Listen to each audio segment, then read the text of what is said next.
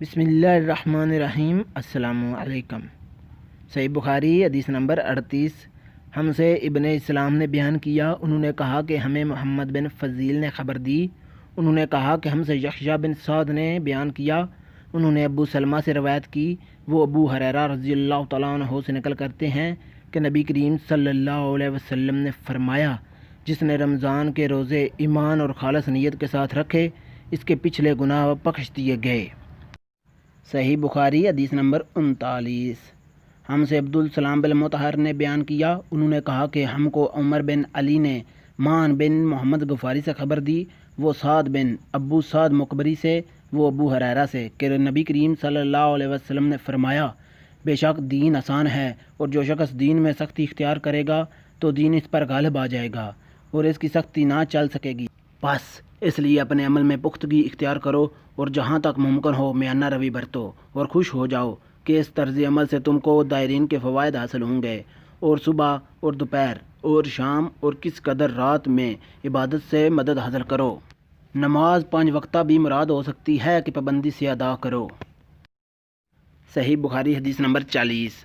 ہم سے عمر بن خالد نے بیان کیا، انہوں نے کہا ہم سے زہیر نے بیان کیا، انہوں نے کہا ہم سے ابو اسحاق نے بیان کیا، ان کو براء بن عازب رضی اللہ تعالیٰ عنہ نے خبر دی کہ رسول اللہ صلی اللہ علیہ وسلم جب مدینہ تشریف لائے تو پہلے اپنے نانہال میں اترے جو انصار تھے، اور وہاں آپ صلی اللہ علیہ وسلم نے 16 یا 17 ماہ بیت المقدس کی طرف منہ کر کے نماز پڑھی، اور آپ صلی اللہ علیہ وسلم کی خواہش تھی کہ آپ کا قبلہ بیت اللہ کی طرف ہو۔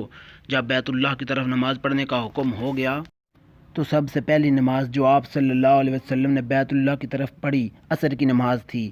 وہاں آپ صلی اللہ علیہ وسلم کے ساتھ لوگوں نے بھی نماز پڑھی۔ آپ صلی اللہ علیہ وسلم کے ساتھ نماز پڑھنے والوں میں سے ایک آدمی نکلا اور اس کا مسجد بنی حارثہ کی طرف گزر ہوا تو وہ لوگ رکوع میں تھے۔ وہ بولا کہ میں اللہ کی گواہی دیتا ہوں کہ میں نے رسول اللہ صلی اللہ علیہ وسلم کے ساتھ مکہ کی طرف منہ کر کے نماز پڑھی ہے۔ یہ سن کر وہ لوگ اسی حالت میں بیت اللہ کی طرف گھوم گئے، اور جب رسول اللہ صلی اللہ علیہ وسلم بیت المقدس کی طرف منہ کر کے نماز پڑھا کرتے تھے، یہود اور عیسائی خوش ہوتے تھے، مگر جب آپ صلی اللہ علیہ وسلم نے بیت اللہ کی طرف منہ پھیر لیا تو انہیں یہ امر ناگوار ہوا۔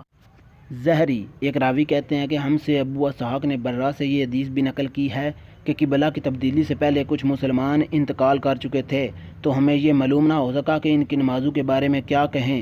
تب اللہ نے یہ آیت نازل کی، وَمَا كَانَ اللَّهُ لِيُضِيعَ إِيمَانَكُمْ، سورۃ البقرہ کی آیت نمبر 143۔